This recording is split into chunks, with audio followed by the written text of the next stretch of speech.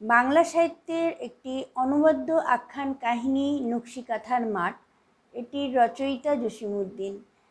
এই কাব্যটিতে দুই গ্রামীণ যুবক যুবতীর প্রেমের কাহিনী বর্ণিত আছে।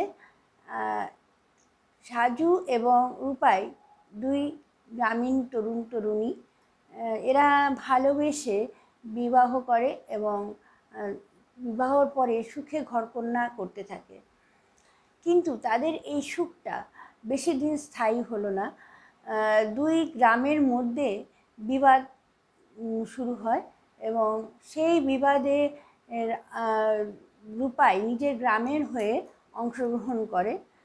এই দ্বন্দ্বের মধ্যে প্রচুর মানুষ আহত হয় এবং এই ঘটনাটা মামলা হয় এবং মামলায় রূপাই আসামি হিসাবে চিহ্নিত হয়। তখন রূপাই গ্রেপ্তার এড়াতে পালিয়ে যায় এবং দিন যায় মাস যায়, কিন্তু রূপাই কিন্তু গ্রামে ফেরে না।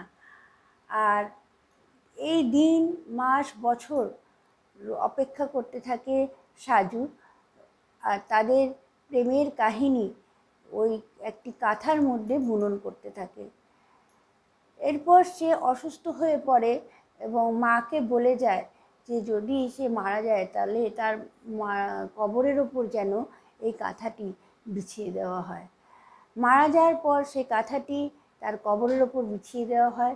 এর কিছুদিন পরে রূপাই গ্রামে ফিরে আসে এবং জানতে পারে যে সাজু আর নেই। তখন সেও ওই কবরের কাছে গিয়ে সেই কাঁথা জড়িয়ে মৃত্যুবরণ করে। এই হলো নকশিকাঁথার কাহিনী।